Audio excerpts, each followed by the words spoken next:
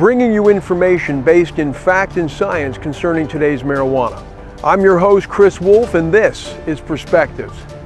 With us today is a subject matter expert from the National Marijuana Initiative, sharing their perspective on the influence that today's more potent forms of marijuana products are having, both in our society and in their field of expertise.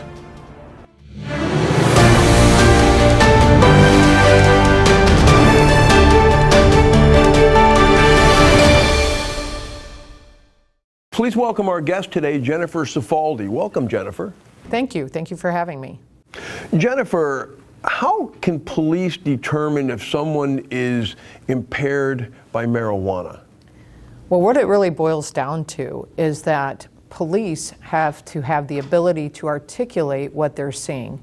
And it really comes down to seeing indicators of impairment. Now, those indicators of impairment are going to look different if somebody's under the influence of marijuana versus under the influence of something else, which commonly when we think of driving under the influence, we're talking about alcohol. Jennifer, how can police determine if somebody's impaired by marijuana? So what it boils down to is an officer's ability to articulate the indicators of impairment. Okay, and those indicators of impairment are going to look different depending on what substance the person's under the influence of. They definitely look different if they're under the influence of alcohol versus marijuana. So you use a standardized field sobriety test, and I'm assuming, is that a similar test that they use for alcohol impairment as well? So the standardized field sobriety tests were originally designed or validated, if you will, for detecting a person under the influence of alcohol. But they can also be used to determine if somebody's under the influence of cannabis. What you're going to see is those indicators of impairment are going to look different because cannabis affects more the executive functions of the brain, whereas alcohol affects more of the motor functions.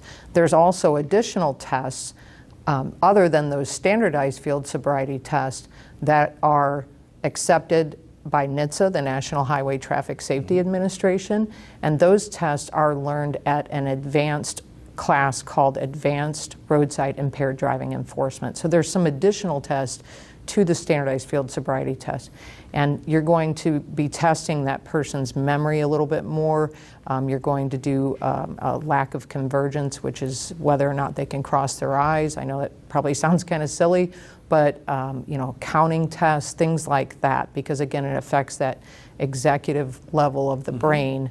Cannabis does, because cannabis is lipophilic, so it crosses from the blood to the brain as it moves through your system, and it's actually when it's in the brain that it can be very impairing.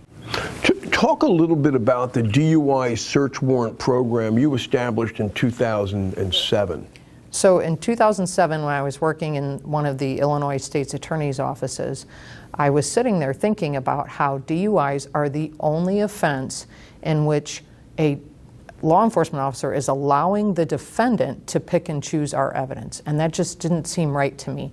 So I explored the idea of using a search warrant to compel a person to give a chemical test sample upon the court agreeing that the officer had probable cause to arrest the person for DUI. And the result of that, what we saw was, in my county, was we had over 500 DUI arrests, and they, over the course of a few years, went down to 150 DUI arrests in a year.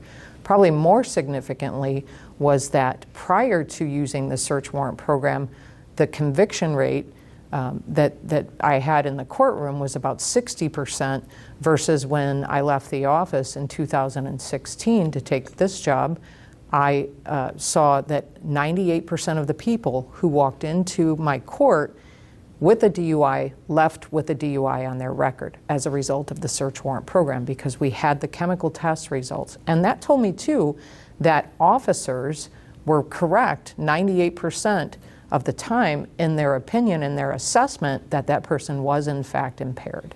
And was this DUI program that you developed used for both alcohol and marijuana? Absolutely, any substance.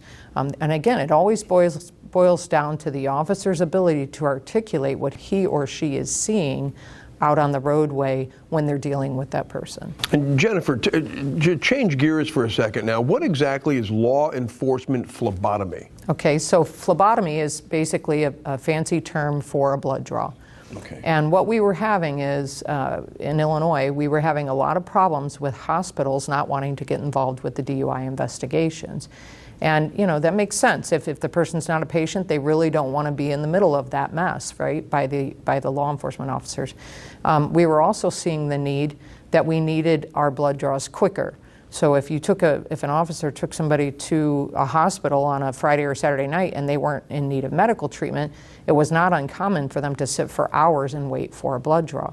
So we brought this program to Illinois and we based it off of Arizona's program, in which the officers are now trained to have the person in a seated, safe, and secure environment and clean, and treat them with, you know, care and respect as a patient, and the officers get the training on how to actually conduct the blood draws.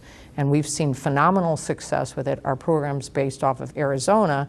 Arizona's program has been in effect for 25 years. So the phlebotomy, you know, process is used primarily for suspected marijuana offenses? It can actually be used for any impaired subject, depending on, you know, whether or not they would cooperate with a blood draw versus some other test. But you can determine if somebody's under the influence of alcohol with a blood test as well, with marijuana, with really any substance, with prescription drugs, you know, you name it. So it's been very successful. Jennifer, you were always a fantastic guest. Please come back, and thank you so much for being here. Thank you for having me. To learn more facts about today's marijuana and its impacts, visit the National Marijuana Initiative's website at www.thenmi.org. Thank you for joining us for this episode of Perspectives.